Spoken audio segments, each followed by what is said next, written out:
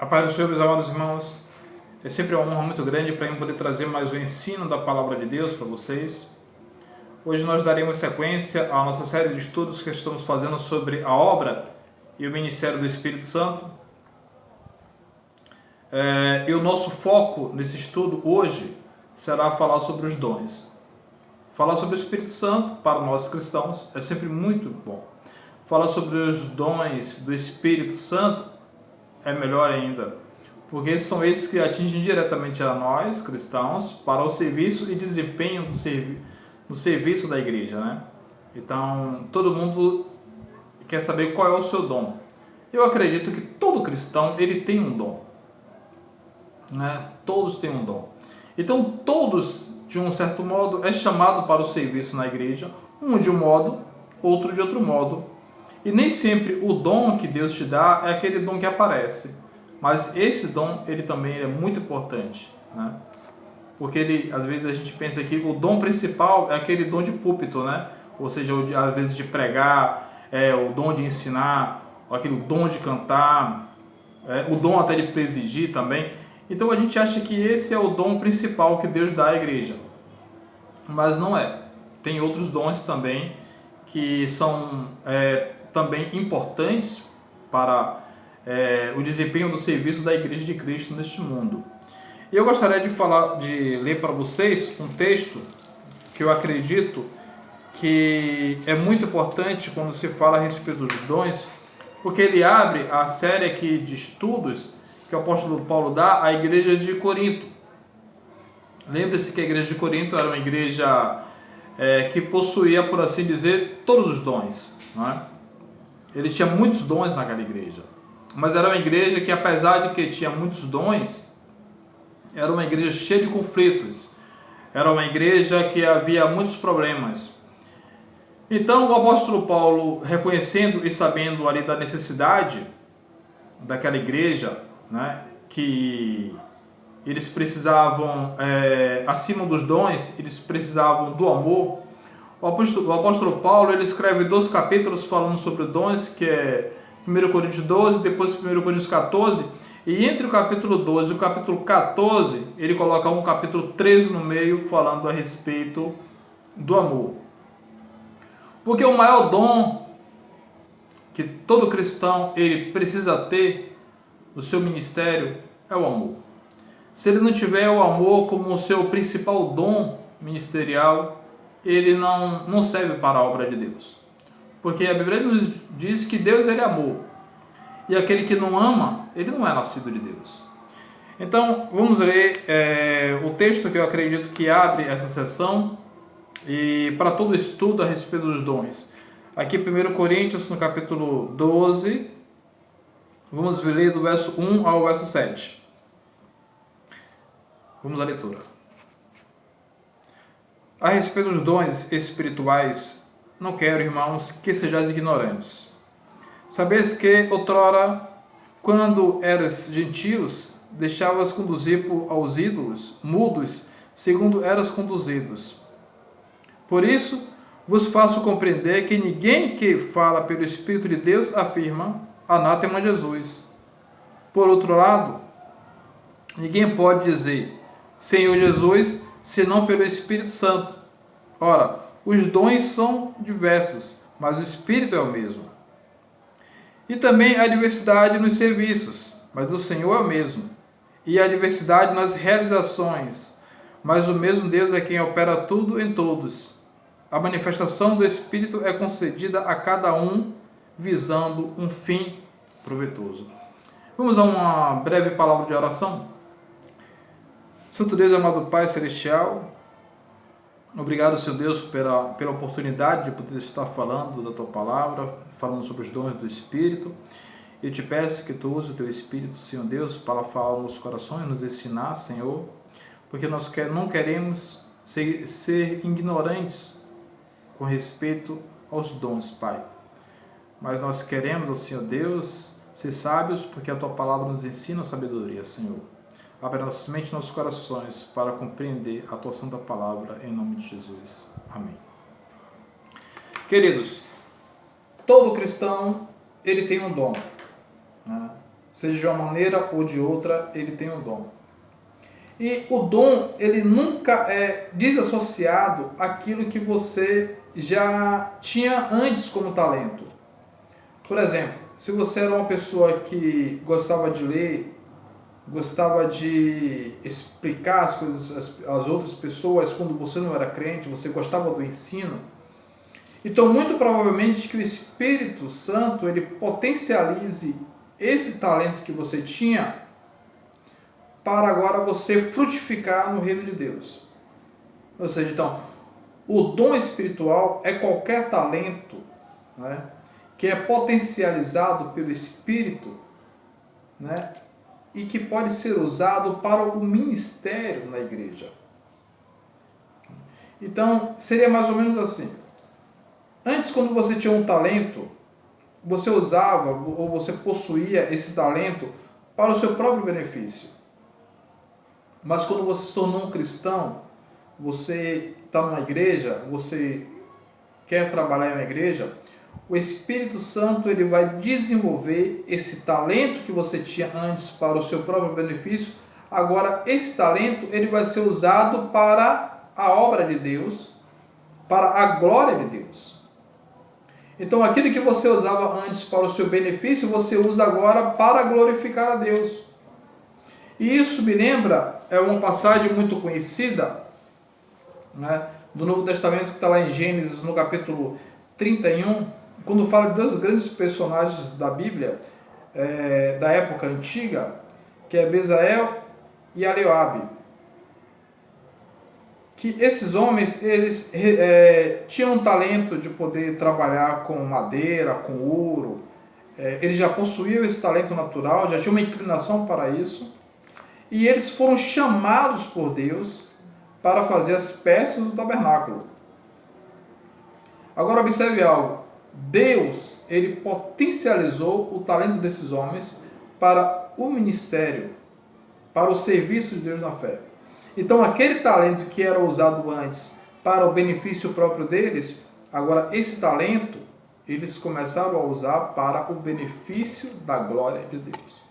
E é sempre assim que acontece.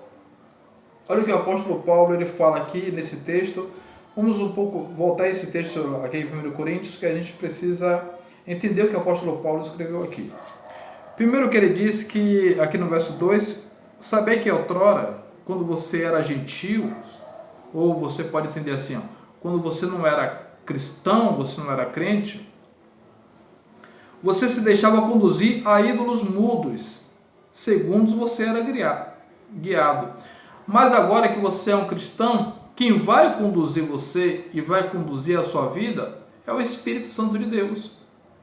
Então, da mesma forma que você era guiado por ídolos mudos que não representavam nada, agora você vai ser guiado por o Espírito verdadeiro, que é o Espírito Santo de Deus. Aí ele fala aqui, por isso vos faço compreender que ninguém que fala pelo Espírito de Deus afirma Jesus anátema. Ou seja, todos aqueles que são guiados pelo Espírito de Deus, eles vão ser guiados para a glória de Jesus. Ou seja, quando ele fala aqui, ninguém que é guiado pelo Espírito de Deus fala Jesus anátema, ou pelo outro lado, ninguém pode dizer Senhor, Senhor, senão pelo Espírito de Deus. O que ele quer dizer aqui? Que o Espírito de Deus, ele vai guiar o homem para a glória de Cristo. Isso ele está dizendo aqui. E aí ele começa aqui falando que esses dons que você vai ser guiado agora, uma vez que você está na glória de Cristo, você vai ser usado, esses dons serão usados para o benefício e proveito da própria igreja. Ora, ele fala aqui no verso 4. Os dons são diversos, mas o Espírito é o mesmo. E também há diversidade nos serviços, mas o Senhor é o mesmo.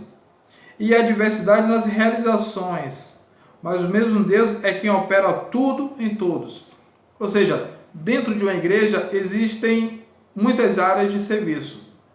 E em todas as áreas de serviços, o mesmo Deus que opera nos dons, aqueles que você acha que são os principais, o mesmo Deus que opera naquele, opera também nos menores também.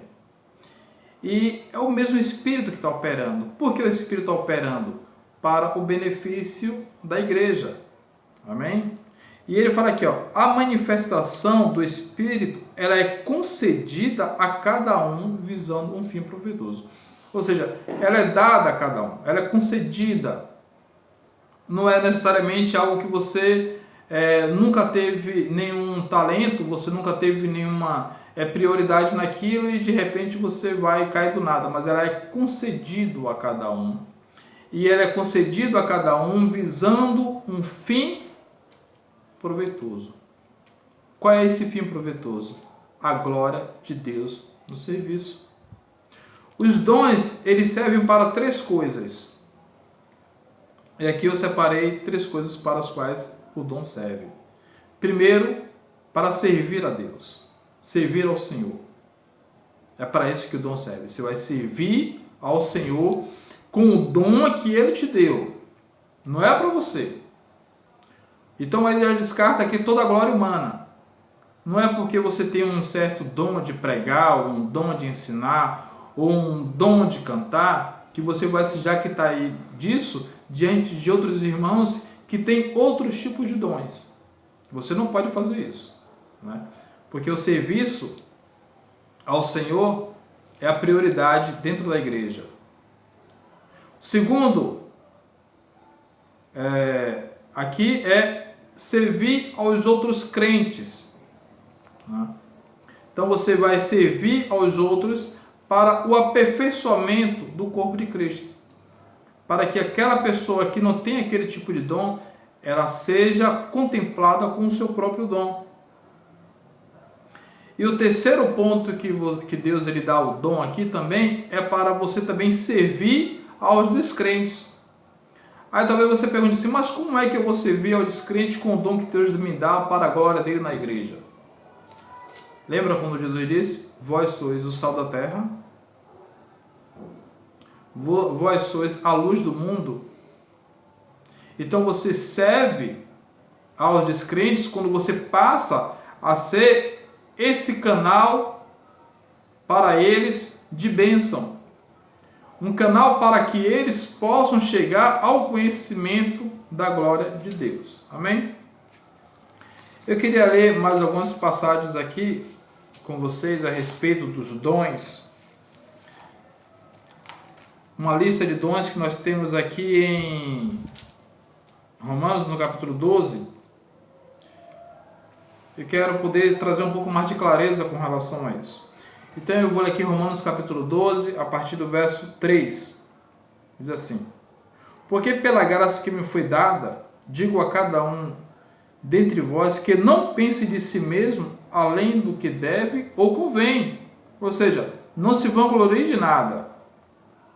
Antes, pense com moderação, segundo a medida da fé que Deus repartiu a cada um. Ou seja, Deus foi dando a cada um segundo a medida de fé para o desempenho do serviço. Então não pense de si mais do que convém. E ele continua: porque assim como num só corpo temos muitos membros, mas nem todos os membros têm a mesma função, assim também nós, porquanto muitos, somos um só corpo em Cristo e membros uns dos outros. Ou seja, nós somos membros de Cristo, membros uns dos outros, e todos fazemos parte do corpo de Cristo. Então, não existe aquela coisa dentro da congregação de achar que o dom de um é mais talentoso do que o outro, porque não é. Não é. Aí ele fala aqui no verso 6. E aqui o apóstolo Paulo, a partir do verso 6 aqui, ele começa a dar uma série de exemplos a respeito dos dons. Mas essa lista aqui não está completa. Você não vai encontrar no Novo Testamento nenhuma lista completa a respeito dos dons. Então você pega uma parte aqui, você pega uma outra parte ali, uma parte está em Romanos, outra parte está em 1 Coríntios, outra parte está em Efésios, e a gente vai passar aqui por essas partes. Ele fala aqui a partir do verso 6. Tendo, porém, diferentes dons, segundo a graça que nos foi dada, se profecia, seja segundo a proporção da fé. Se ministério, dediquemo-nos ao ministério, né? Ou o que ensina, esmere-se em fazê-lo. Ou o que exorta, faça-o com dedicação. O que contribui com liberalidade. O que preside com diligência. Quem é dessa misericórdia, faça com alegria. A gente não tem tempo de falar aqui a respeito de um por um desses dons.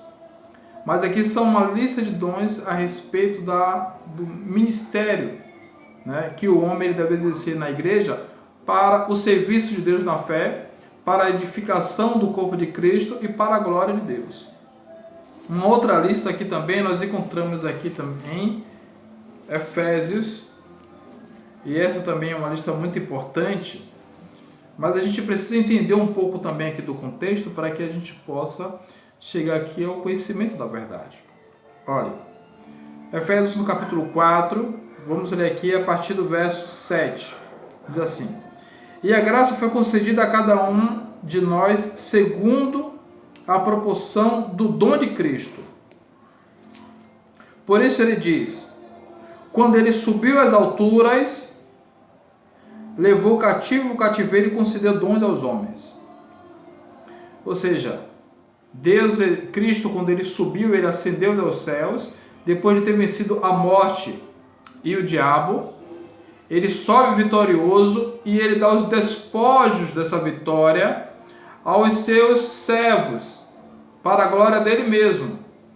E ele vai, e ele continua aqui, olha o verso 9.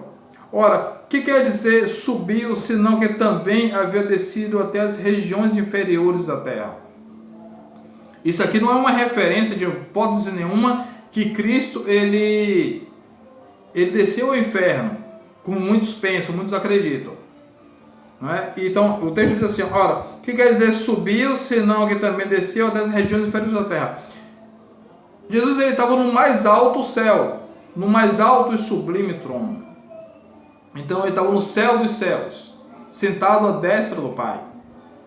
Então, quando diz que ele desceu às regiões inferiores da terra, seria essa região aqui, e possivelmente aqui a sua morte na cruz e o seu corpo ali depois da morte no túmulo.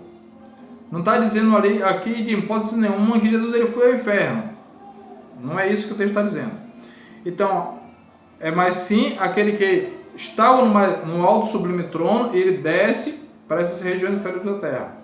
Aí ele fala no verso 10 aqui: aquele que desceu, né, veio aqui a esse mundo, é também o mesmo que subiu acima de todos os céus.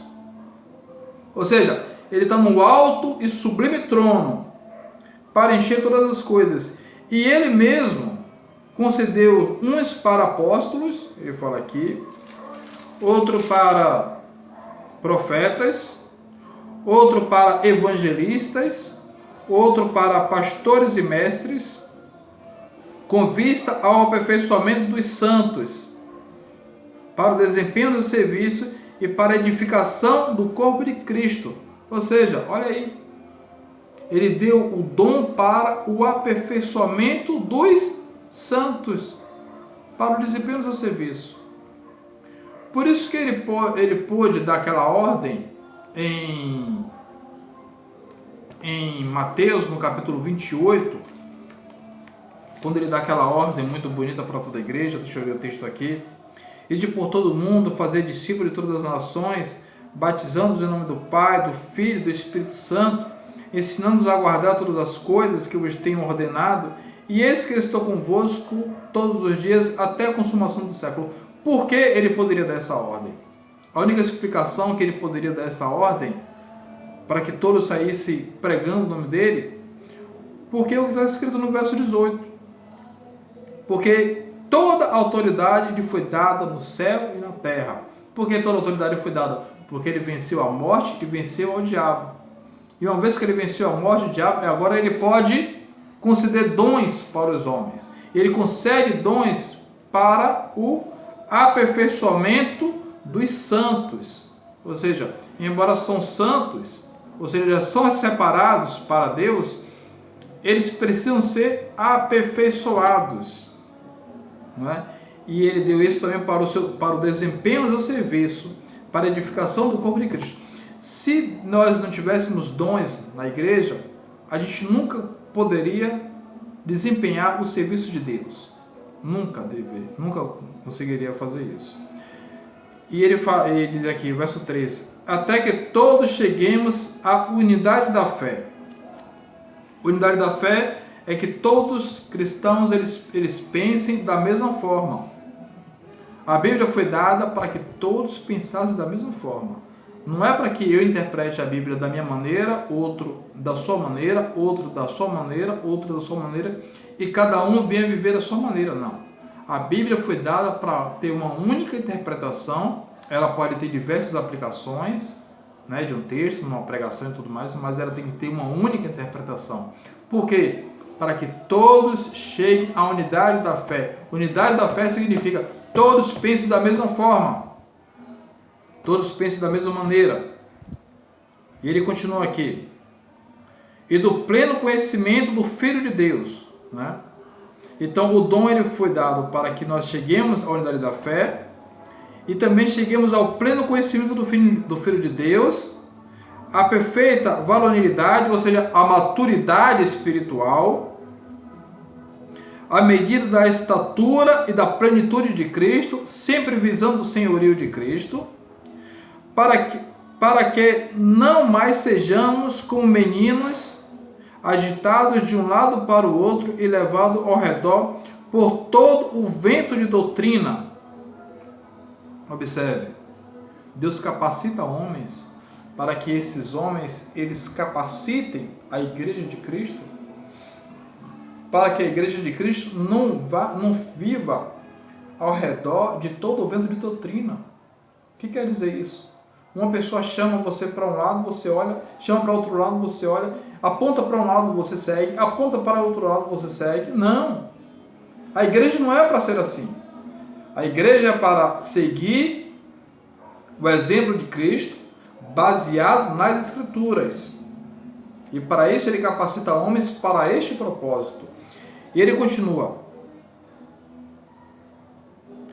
para que não sejamos mais como meninos, agitados de um lado para o outro, levados ao redor de todo o vento de doutrina, pela artimanha dos homens, pela astúcia com que induz ao erro. Eu costumo dizer nas minhas aulas na Escola Bíblica Dominical que se você não consegue identificar um falso mestre, você está correndo um grande perigo espiritual. Então, se você não consegue identificar um falso ensino, um falso mestre, um falso profeta, por assim dizer, você está correndo um grande perigo espiritual. E a maneira que você tem de identificar um falso mestre ou um falso profeta é você conhecendo as Escrituras Sagradas. Verso 15: mas segundo a sua verdade e amor, cresçamos em tudo naquele que é o cabeça, Cristo, de quem todo o corpo, bem ajustado e consolidado pelo auxílio de toda a junta, segundo a justa cooperação de cada parte, efetua o seu próprio aumento para a edificação de si mesmo em amor.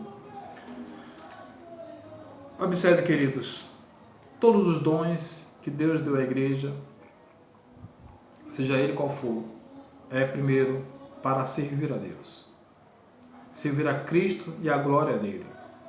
Segundo, para servir aos crentes, e em terceiro lugar, servir aos descrentes. Nenhum dom foi dado a Deus, foi dado ao homem, para que o homem pudesse se sentir superior ou melhor do que qualquer outro dentro da igreja. Mas todos nós temos que andar de conformidade com a vontade de Deus. E você não pode operar na igreja de Deus senão pelo Espírito de Deus. Então, se você não sabe qual é o seu dom, talvez você se pergunte: qual é o meu dom? O que eu devo seguir? Qual é o meu dom a seguir? Eu digo que o dom que você tem a seguir é aquele talento que você naturalmente já possui. Você já possui algum tipo de talento.